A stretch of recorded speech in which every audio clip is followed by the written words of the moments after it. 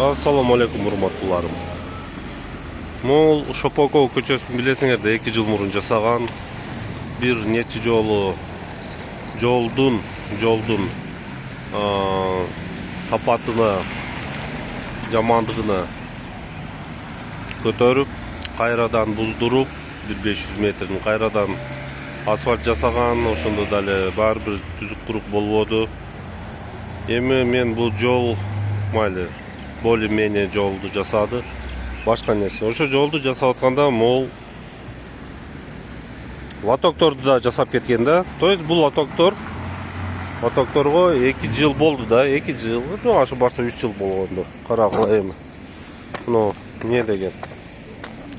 Мына карагыла. Бул лоток.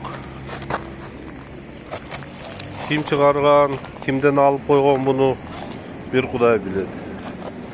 Мындайда мына бул ошо лотокту жасагандардын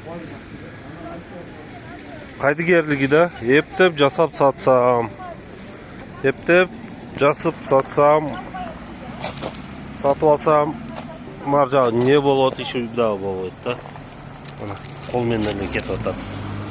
Мына.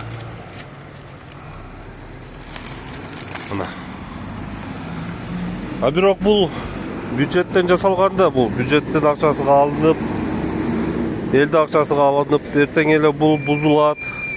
Шаарды көркүгө өтө куник көрүнүш келтирет. Ушу жасагандар урматтуулар, кайдыгер болгулачы жасасаңар. Мына от души жакшы жасасаңар, мына карала уже 2 кыштан өтпөй эле, кыштагы эле ончо эле оор болгон жок. Мына карала, 2 кышка жетип жетпей эле уже өлдү. Мына жерлерин карагыла. Эми 3 жыл гарантия деген эле. Азыр эми мэрияга кайрылабыз. 2 жыл эми өттү да. Неге мындай болуп атат? Эмнеге мындай 2 жылга да чыдабай атат лотоктору? О советтердикине урушабыз эми, туура.